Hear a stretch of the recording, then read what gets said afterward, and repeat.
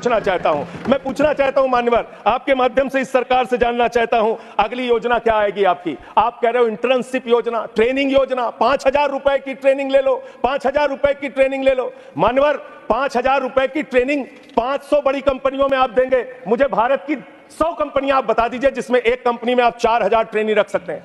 एक कंपनी बता दीजिए जिसमें आप 4,000 प्रशिक्षु आप रख सकते हैं ट्रेनिंग के तौर पे। ये भी आपका आंकड़ा सिर्फ एक जुमला है, इसके अलावा कुछ नहीं है। अब मुझे लगता है एक ही योजना बाकी रह गई है मान्यवर, वो योजना है कि हमारी भारत की सरकार, आदरणीय नरेंद्र मोदी जी की सरकार अगली योजना लेके आएगी कि इस देश के नौजवानों को मुफ्त में 5 करोड़ कटोरा बांटा जाएगा। भीख मांगो योजना लाने का काम ये लोग करेंगे। अभी आप संजय सिंह को सुन रहे थे, आम आदमी पार्टी के राज्यसभा सांसद संजय सिंह मोदी सरकार और मौजूदा एनडीए सरकार पर जमकर बरसे। नमस्कार, मेरा नाम विश्वजीत कुमार और आप देख रहे हैं वाक फॉर इंडिया न्यूज। आम आदमी पार्टी के जो राज्यसभा सांसद हैं संजय सिंह, जो काफी समय जेल में भी बंद थे, दिल्ली के कथित शराब घोटाले में इनको भी पकड़ा गया था, लेकिन बाद में इनको बेल मिल गया। अब जिस तरह से मोदी सरकार के खिलाफ जमकर संसद भवन में हल्ला बोले, तो वहीं जिस तरह से ईडी और सीबीआई का जिस तरह से दुरुपयोग मोदी सरकार कर रही है, उसको भी लेकर के विभिन्न सवाल खड़ा किए। आपके 25 जुलाई के दिन संसद भवन में बजट सत्र पर चर्चा के दौरान आपके राज्यसभा सांसद संजय सिंह, आइए सुनते हैं क्या बोल रहे हैं Sanjay Singh. Speaker is mister Sanjay Singh. Your time is 12 minutes mister Sanjay Singh. धन्यवाद मान्यवर, आपने बजट पर मुझे बोलने का मौका दिया। मैं अपनी बात शुरू करना चाहूंगा मान्यवर। हमारे कुछ दोस्त जो कभी इधर हुआ करते थे, अब वो उधर चले गए हैं, उनके लिए चंद पंक्तियों से अपनी बात शुरू करूंगा कि कैसा ये हादसा है मेरी जिंदगी के साथ, कैसा ये हादसा है मेरी जिंदगी के साथ, मैं हूं किसी के साथ, मेरा दिल किसी के साथ। तो जो लोग उधर चले गए मान्यवर, उनका दिल हमारे साथ है, भले वो किसी के साथ हो। मान्यवर, इस बजट का बहुत ढोल पीटा जा रहा है कि बड़ा क्रांतिकारी, बड़ा अच्छा बजट, बड़ा विकसित भारत का बजट है। यह बजट क्या है मान्यवर? पूरे देश को पता चलना चाहिए कि भारत माता की सेना रक्षा के लिए जो बजट आता है, उस बजट में कटौती करने का काम किया गया। 9.6% से घटाकर 9.43% किया गया। भारत का अन्नदाता किसान जो अपने खून पसीने से देश को चलाने का काम करता है मान्यवर, उसका बजट, कृषि का बजट 3.2% से 20% से घटाकर 3.15% किया गया। स्वास्थ्य का बजट, हिंदुस्तान 144 करोड़ लोगों का देश है मान्यवर, लेकिन बड़े अफसोस के साथ कहना पड़ रहा है कि स्वास्थ्य का बजट 1.97% से घटाकर 1.85% किया गया। ट्रांसपोर्ट का बजट 11.48% से घटाकर 11.28% किया गया।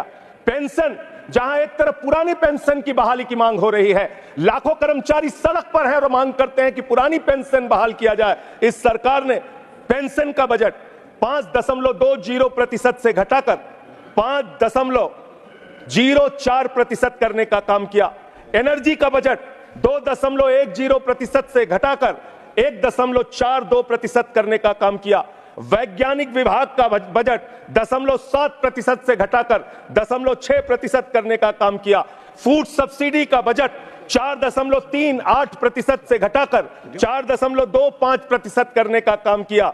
नॉर्थ ईस्ट के विकास का बजट, मणिपुर की तो चर्चा आपने नहीं की, लेकिन नॉर्थ ईस्ट के विकास का बजट आपने 0.13% से घटाकर 0.12% करने का काम किया। सामाजिक कल्याण, जिसमें आपका बिल्कुल यकीन नहीं है, उसका भी बजट आपने घटाया, 1.22% से घटाकर 1.17% करने का काम किया।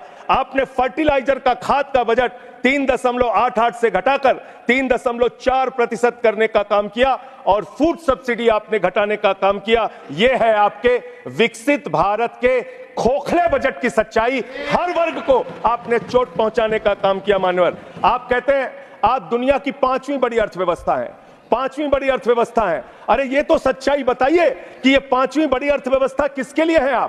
आपने चंद पूंजीपतियों का 16 लाख करोड़ रुपए माफ किया, ये इस देश की सच्चाई है। आपने 16 लाख करोड़ रुपए पूंजीपतियों का माफ किया। आपने 14 देश के प्रधानमंत्रियों ने जितना कर्जा लिया उससे दोगुना कर्जा अकेले आपकी सरकार ने लिया।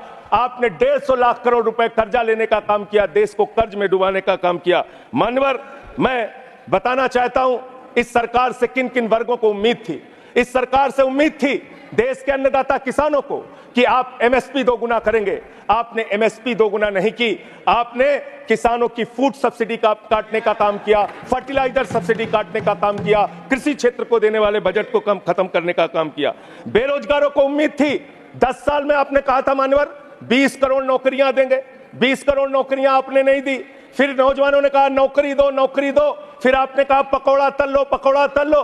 फिर आपने कहा पान की दुकान लगा लो, पान की दुकान लगा लो। फिर आपने कहा 4 साल की नौकरी कर लो, सेना में 4 साल की नौकरी। मैं मान्यवर आपके माध्यम से भारत के प्रधानमंत्री से बड़ी विनम्रता पूर्वक पूछना चाहता हूं, देश के प्रधानमंत्री को 73 साल की उम्र में तीसरी बार प्रधानमंत्री बनना है, लेकिन किसान का बेटा नौजवान सेना में 4 साल की नौकरी करेगा, यह भेदभाव क्यों है? मैं पूछना चाहता हूं मान्यवर, आपके माध्यम से इस सरकार से जानना चाहता हूं अगली योजना क्या आएगी आपकी। आप कह रहे हो इंटर्नशिप योजना, ट्रेनिंग योजना, 5,000 रुपए की ट्रेनिंग ले लो, 5,000 रुपए की ट्रेनिंग ले लो। मान्यवर, 5,000 रुपए की ट्रेनिंग 500 बड़ी कंपनियों में आप देंगे। मुझे भारत की 100 कंपनियां आप बता दीजिए जिसमें एक कंपनी में आप 4,000 ट्रेनी रख सकते हैं।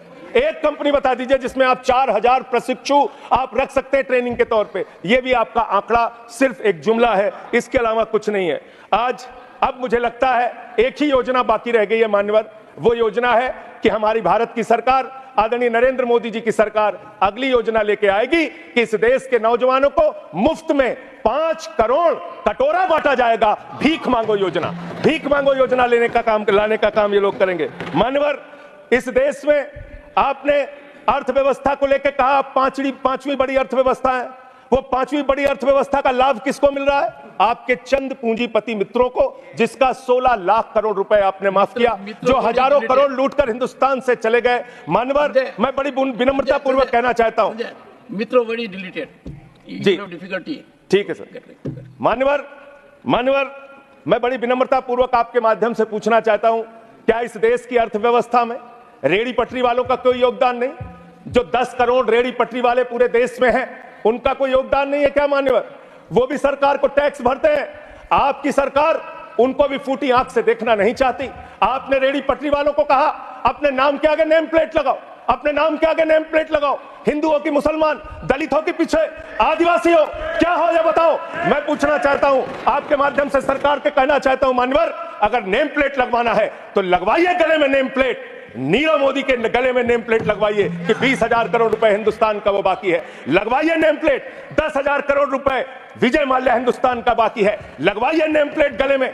ललित मोदी के कि 3,000 करोड़ रुपए हिंदुस्तान का लूट के भाग गया, लगवाइए नेम प्लेट मान्यवर। मैं कहना चाहता हूं नितिन संदेशरा के कि वो 6,000 करोड़ रुपए हिंदुस्तान का लूट के भाग गया, लगवाइए नेम प्लेट। अडानी के कि 2.5 लाख करोड़ रुपए का कर्जा आपने एक आदमी को दे रखा है, लगवाइए नेम प्लेट उन पूंजीपतियों को जिन्होंने हिंदुस्तान की बैंकों को खाली करने का काम किया। मान्यवर, एक सेकंड।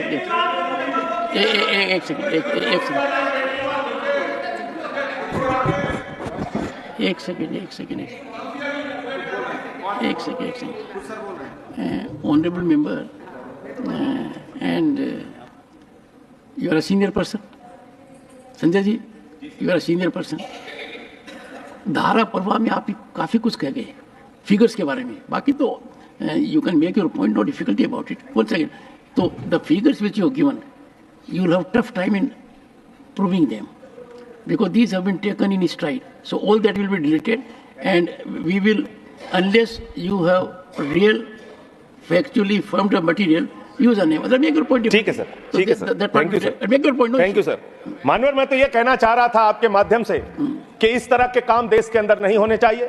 भारत एक धर्मनिरपेक्ष राष्ट्र है और हम जानते हैं अपनी सामाजिक व्यवस्था में, मैं जानता हूं इनके मन में दर्द होगा मान्यवर, अभी चुनाव हारे हैं ये उत्तर प्रदेश में, तो वहां पर अगर कोई बोर्ड लगाएगा जाटव ढाबा, एक सेकंड, जाटव ढाबा कोई लगाएगा, कोई अपने ढाबे के आगे अगर वाल्मीकि ढाबा लिखेगा तो आप लोग उसके यहां खाने नहीं जाओगे। मैं जानता हूं आपकी मानसिकता। आप वो लोग हैं जिन्होंने भारत के तत्कालीन राष्ट्रपति श्री राम रामनाथ कोविंद जी को प्रभु श्री राम के मंदिर के शिलान्यास में नहीं बुलाया। आप वो लोग हैं जिन्होंने मौजूदा राष्ट्रपति श्रीमती द्रौपदी मुर्मू जी को राम मंदिर के उद्घाटन में नहीं बुलाया। आप दलितों से, पिछड़ों से, आदिवासियों से, अल्पसंख्यकों से, मुसलमानों से नफरत करने का काम करते हैं। यह आपकी सच्चाई है। इसलिए नेम प्लेट मत लगवाइए। नेम प्लेट लगवाना है तो जिन्होंने देश की बैंकों को लूटा है उनका नेम प्लेट लगवाइए। और मान्यवर, मैं आपसे आपके माध्यम से इस सरकार से कहना चाहता हूं, इनका बजट पढ़ रहा था मान्यवर, जेलों को भी इन्होंने कम बजट दिया।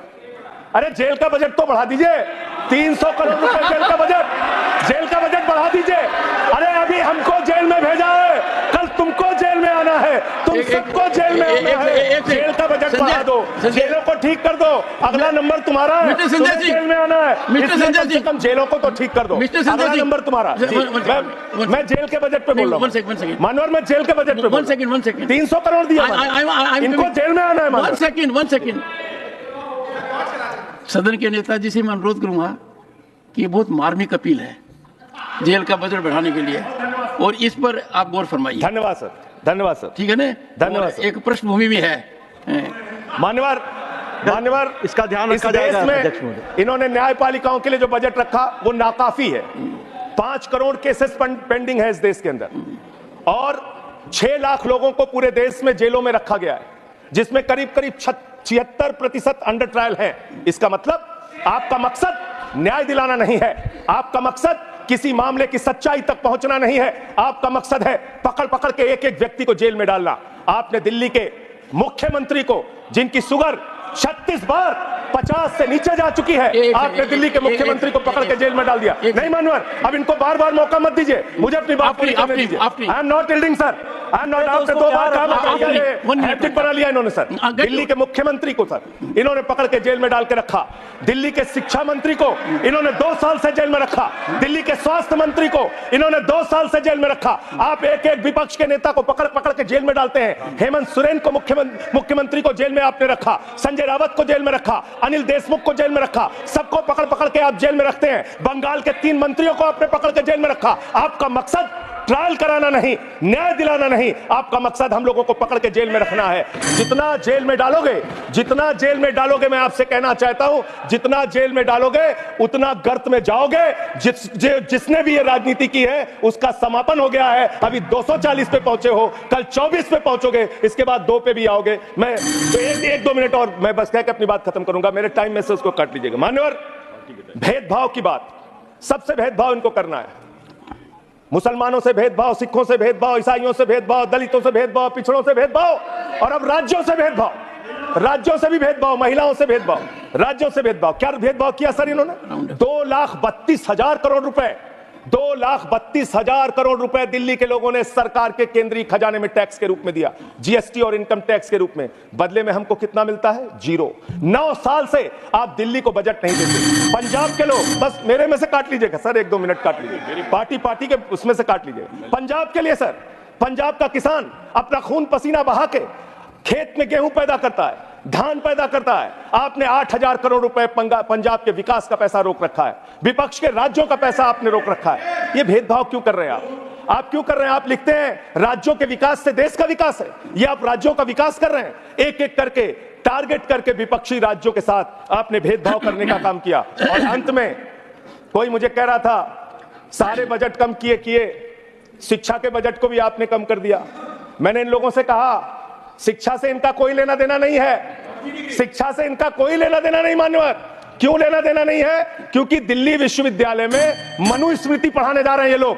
मनुस्मृति पढ़ाएंगे कि दलितों के, पिछड़ों के, जिनको आप शूद्र कहते हैं, अगर वो श्लोक सुन लेंगे तो उनके कान में पारा आप कैसे डालेंगे, ये पढ़ाई आप कराने जा रहे हैं दिल्ली विश्वविद्यालय में, ये पढ़ाई आप कराने जा रहे हैं। इसलिए मान्यवर, मैं आपसे यही कहना चाहता हूं, ये बजट हिंदुस्तान के किसान के खिलाफ है, ये बजट हिंदुस्तान के नौजवान के खिलाफ है, ये बजट हिंदुस्तान के व्यापारियों के खिलाफ है, ये बजट सिर्फ और सिर्फ मोदी जी के मित्रों के लिए बनाया गया है, मित्रों के लिए बनाया गया है, मित्रों के लिए बनाया गया है।